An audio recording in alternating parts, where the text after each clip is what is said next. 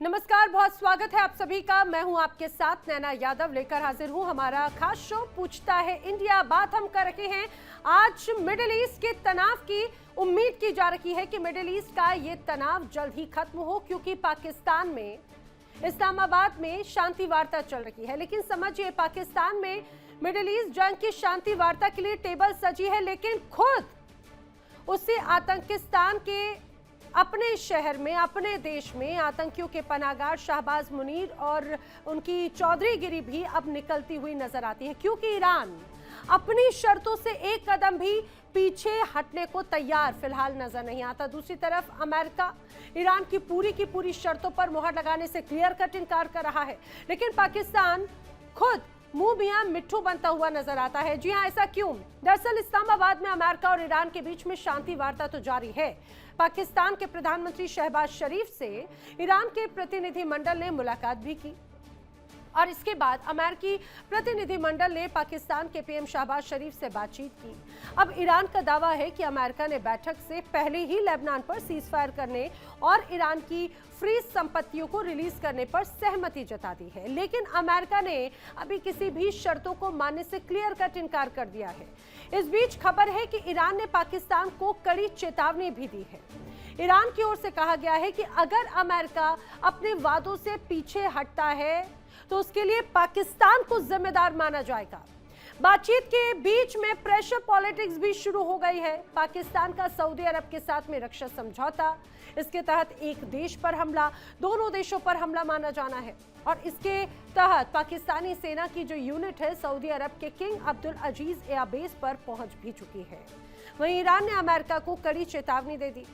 Iran ने पहले ही उपराष्ट्रपति मोहम्मद रजा आरिफ ने अमेरिका को चेतावनी देते हुए सोशल मीडिया पर लिख दिया कि अगर हम इस्लामाबाद में अमेरिका फर्स्ट के प्रतिनिधियों के साथ में बातचीत करते हैं तो दोनों पक्षों और दुनिया के लिए फायदेमंद समझौता होने की संभावना है, लेकिन अगर हमारा सामना इजराइल फर्स्ट के प्रतिनिधियों से होता है तो कोई भी समझौता नहीं माना जाएगा। उन्होंने साफ तौर पर कहा कि ईरान पहले से भी ज्यादा जोर शोर से अपना बचाव जारी रखेगा। उधर दुनिया को इसकी भारी कीमत चुकानी पड़ेगी अगर ऐसा होता है तो। अब तक तो ऐसा लगता था कि इतनी जल्दी ये बारूद की दीवार धराशायी होने की कोई गुंजाइश नजर नहीं आ रही, लेकिन वार्ता अभी बाकी है। दूसरी ओर शहबाज शरीफ और मुनीर इस मीटिंग के जरिए अपनी कंगाल पाकिस्तान की सियासत चमकाने में जुटे हैं, इसमें कोई शक नहीं। लेकिन देखना यह होगा कि आतंकिस्तान में हो रही ये वार्ता क्या कोई कारगर साबित होगी, यहां से कोई शांति का रास्ता निकलेगा या फिर मिसाइल लोड करके वॉर फिर से शुरू कर दी जाएगी। अब इस बीच कई बड़े सवाल हैं लोगों के जहन में। क्या वास्तव में इस स्थिति में पाकिस्तान नजर आ रहा है जो यूएस और ईरान उसकी बात सुने? क्या वार्ता के जरिए अपनी छवि सुधारने में कामयाब हो पाएगा पाकिस्तान? क्या जंग में सऊदी अरब का साथ देने के चक्कर में पाकिस्तान गृह युद्ध का शिकार तो नहीं होता हुआ नजर आएगा? करेंगे चर्चा। खास मेहमानों का पैनल मेरे साथ में कनेक्ट हो रहा है, आपको जल्दी से मिलवा देती हूँ। मेरे साथ रक्षा विशेषज्ञ रिटायर्ड मेजर जनरल अनुज माथुर कनेक्ट हो रहे हैं। मेरे साथ रक्षा विशेषज्ञ रिटायर्ड ब्रिगेडियर राजन जामवाल जी मेरे साथ कनेक्ट हो रहे हैं। मेरे साथ में पाकिस्तान से रक्षा विशेषज्ञ मेजर शेख नदीम भी कनेक्ट हो रहे हैं। आप सभी खास मेहमानों का बहुत स्वागत है इस पूरी चर्चा में जो अभी तमाम इस तरह के हालात नजर आ रहे हैं। ब्रिगेडियर राजन जामवाल जी, मैं सबसे पहले आपसे समझना चाह रही हूँ, ये जो पूरी बैठक है अभी तक अगर इस बात की स्थिति की बात की जाए तो ऐसा लग रहा है टसल तो लगातार बरकरार है, बड़े संशय भी यहाँ पर है, कंफ्यूजन है। ये कंफ्यूजन दूर होगा, कोई उम्मीद नजर आएगी? आज कोई सार निकलता हुआ नजर आ रहा है, कोई भी बदलाव? देखिए, कोई कंफ्यूजन नहीं है, कोई कुछ नहीं है, ना ही ये वार्ता है। एक किताब है साइकोलॉजी ऑफ मिलिट्री इनकॉम्पिटेंस, पुरानी किताब है 70s की। ऑफ कोर्स बोर वॉर और दूसरी वॉर्स को डिस्कस करता है, पर उसका एक लेसन बड़ा क्लियर है। वो लेसन है कि कोई भी मिलिट्री ऑपरेशन होता है और ये मिलिट्री ऑपरेशन और पॉलिटिकल ऑपरेशंस दोनों के लिए लागू है चीज, तो सबसे जरूरी कंपोनेंट उसका क्या होता है? वो सबसे जरूरी कंपोनेंट होता है कि अगर ये फेल होता है तो इसका ठीकरा किसके सिर पे फेंकना है। ये हर कोई जो बड़ा लीडर है ये हमेशा ध्यान में रखता है कि ठीकरा किसके सिर पे फेंकना है। तो अब इस वार्ता का सक्सेस होने की चांसेस बहुत कम है। अब पाकिस्तान एक रेडीमेड ठीकरा खुद ही मतलब आ गया, so that that is why they were roped in, कि अगर कुछ गड़बड़ हुआ तो ठीकरा इनके सिर पे फोड़ा जाएगा कि भाई साहब आप ही ने सारा मिसकम्युनिकेशन स्टार्ट किया, आप ही ने ये किया, आप ही ने वो किया। तो दैट इज वन पार्ट। मतलब इट टेल्स यू कि पाकिस्तान एग्जैक्टली फिट कहाँ होता है पूरे सिचुएशन में। अभी आते हैं असली वार्ता पे। आप एक चीज बताइए कि मिड पॉइंट कहीं दिख रहा है आपको, जो ईरान चाहता है और जो अमेरिका चाहता है? मतलब अगर ईरान के 10 पॉइंट में से कौन सा है जो अमेरिका मानने को तैयार हो जाएगा, और जिसमें मतलब उसका एक किस्म का ग्लोबल थू नहीं होगा, पेट्रो डॉलर सिस्टम खत्म नहीं हो जाएगा, मतलब कौन सा ऐसा उसमें से है? इसी प्रकार अमेरिका ने जो दी हैं, वो क्या ईरान का ये रजीम मान लेगा? उनमें से सही बात है जी, कोई एक मान लेगा? तो भाई एक स्टार्टिंग पॉइंट होना चाहिए। अभी अच्छी बात है कि पाकिस्तान ने मतलब पहल करी, ठीक है, अपने आप को मीडिएटर समझ रहे थे, पर अनफॉर्चुनेटली वो जो मैसेंजर का काम किया उसमें भी काफी कंफ्यूजन कर दिया। तो मीडिएटर तो नहीं बन पाए, पर मैसेंजर ही अगर ठीक बनते, सही एक दूसरे को उनकी बता देते, तो then still they could have gone ahead. पर वो मीडिएटर बनते बनते मैसेंजर भी नहीं बन के रह गए। That is the tragedy, and now you will see कि how it unfolds. It will be a comedy of errors. बिल्कुल, जो मतलब वार्ता चलेगी, कोई बेस, कोई स्टार्ट पॉइंट नहीं है, ये एक लॉजिस्टिक पॉज है। अमेरिका नहीं चाहता था कि वो जो उन्होंने 50-50 हजार आदमी इकट्ठे कर लिए थे पावर प्लांट में ईरानियंस ने, वो उनके ऊपर बम मार के मतलब एक जिनोसाइड और अक्यूज्ड हो। So it wanted time to disperse. और ट्रम्प साहब की बुरी आदत है ना कि वो टाइम स्पेस पहले ही बता देते हैं, इतने बज के इतने मिनट पे हम मारेंगे। यही तो मुंह मियां मिट्ठू वाली बात होती है, बड़बोलेपन की बात हो जाती है। लेकिन जिस तरह से अभी हालात हैं, मैं जल्दी से एक बार रिएक्शन अनुज माथुर जी का लूं, लेकिन उसके पहले दर्शकों को बता दूं, अब यूएसए से बलोच पत्रकार अमर मसीखान भी कनेक्ट हो चुके हैं। अमर जी, आपका भी बहुत स्वागत है इस पूरी चर्चा में। अनुज माथुर जी, आज का दिन क्या निर्णायक साबित होने वाला है हर लिहाज से, क्योंकि ये 3 देशों के लिए ये बैठक बहुत महत्वपूर्ण है। एक तरफ ईरान को हालांकि भरोसा नहीं है ना पाकिस्तान पे ना अमेरिका पर, लेकिन इस बैठक के बाद में क्या कोई सुझाव निकलेगा? दूसरी बात, अमेरिका जिसके पास में खोने को बहुत ज्यादा है डेंटेड सिचुएशन को सॉल्व करने के लिए, और पाकिस्तान के लिए भी, क्योंकि पाकिस्तान अपना पूरी दुनिया में भरोसा खो चुका है। तो ये एक स्थिति है जो अपनी छवि सुधारने का एक मौका मिल रहा है, लेकिन इज इट पॉसिबल, आपको लग रहा है क्या? देखिए नैना, ये बात मैं पहले भी आपके साथ कई दफा कह चुका हूं कि जब आपकी डिजायर्स बिल्कुल डायमेट्रिकली ऑपोजिट हैं, डिजायर्ड एंड स्टेट जो चाहते हैं वो डायमेट्रिकली ऑपोजिट हैं, इनका कोई कहीं भी मुझे नहीं लगता कोई भी एक भी चीज के ऊपर बातचीत कोई होने की संभावना है। उसकी मैं वजह बताता हूँ। एक तो मैं ये बता दूं आपको कि ब्रिगेडियर जम्वाल मेरे अपनी रेजिमेंट के सीनियर है, हमारी ट्रेनिंग इकट्ठी एक सी हुई है, इसलिए हम सोचते भी एक सी तरीके से हैं, और मैं उनसे पूरी तरह से सहमत हूं।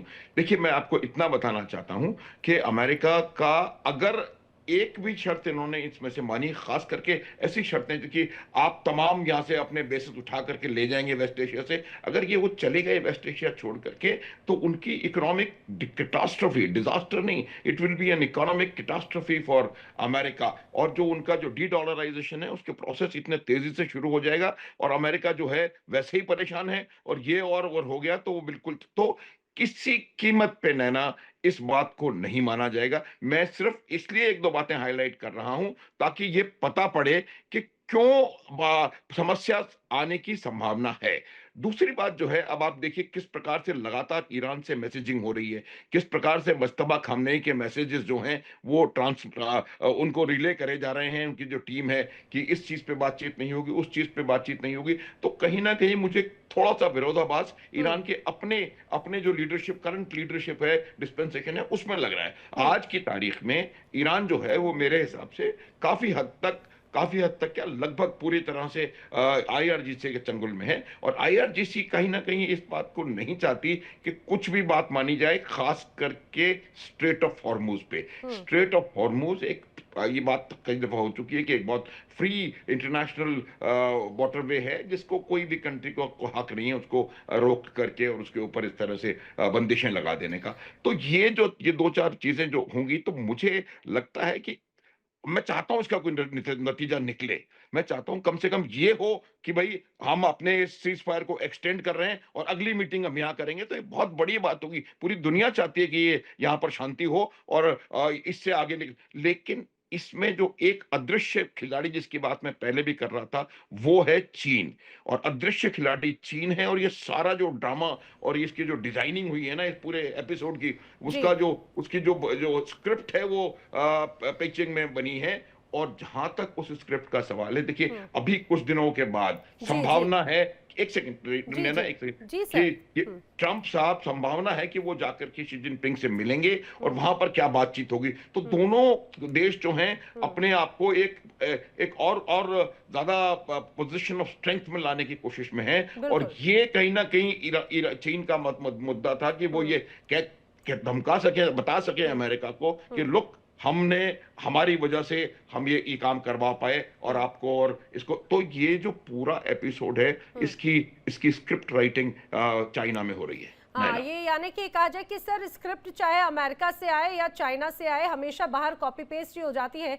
मेजर शेख नदीम, आप बड़ा मुस्कुरा रहे थे अनुज माथुर जी की बात पर भी, राजन जामवाल जी की बात पर भी। मैं इस मुस्कुराहट में जानती हूँ कि आज देखिए एक डेंटेड इमेज को सुधारने का एक बड़ा अच्छा मौका है और अच्छी बात है, हर देश को मौका मिलना चाहिए, स्पेशली पाकिस्तान को तो बहुत ज्यादा जरूरत थी भी। आज की ये जो बैठक है वो निर्णायक होगी क्या? आतंक परस्ती वाली जो एक बड़ी छवि है वो क्या सुधरने के आसार हैं इससे?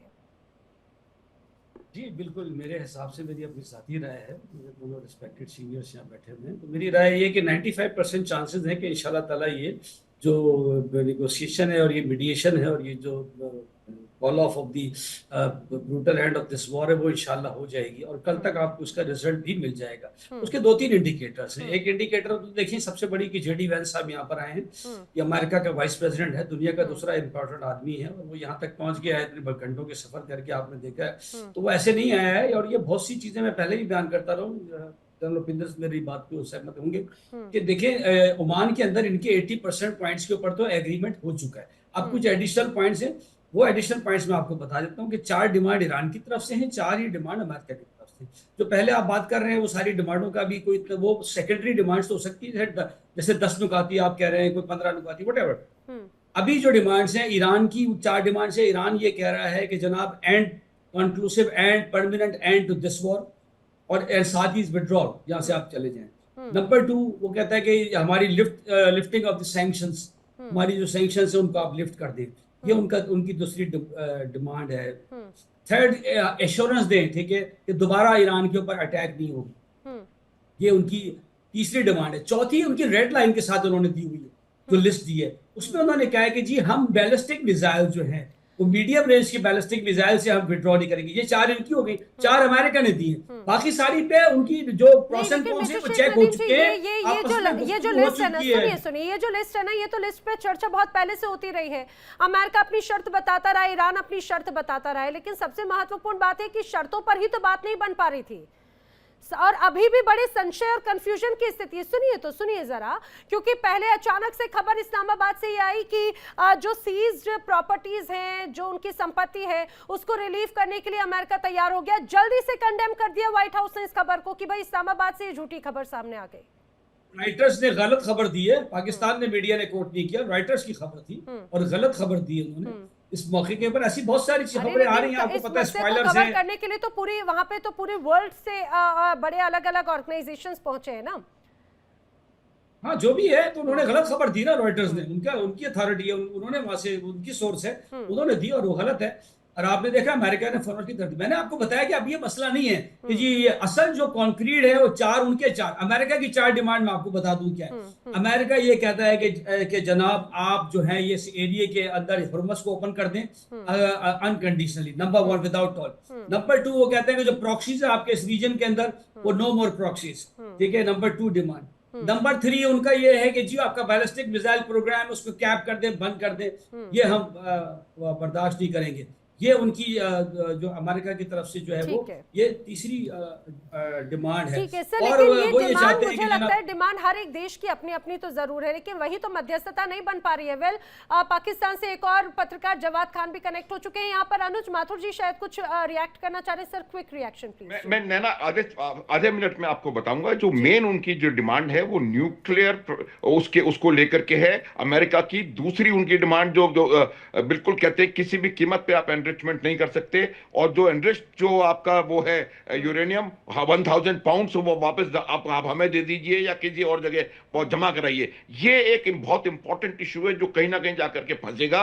और दूसरी बात यह है कि ईरान कह रहा है कि किसी भी तरीके से आप जब तक लेबनान में हमले खत्म नहीं होंगे बातचीत आगे बढ़ने की संभावना कम है। तो ये बहुत इंपॉर्टेंट इश्यूज हैं जिनको कि हम साइडलाइन नहीं कर सकते कि अमेरिका ये कह रहा है और इजराइल ये, चाहे खबर कोई भी दे रहा हो, रॉयटर दे रहा हो या कोई भी, ये मेरा मानना है कि ये दो भी बहुत इंपॉर्टेंट इश्यूज हैं जहां पर जाकर के पेच फंसेगा।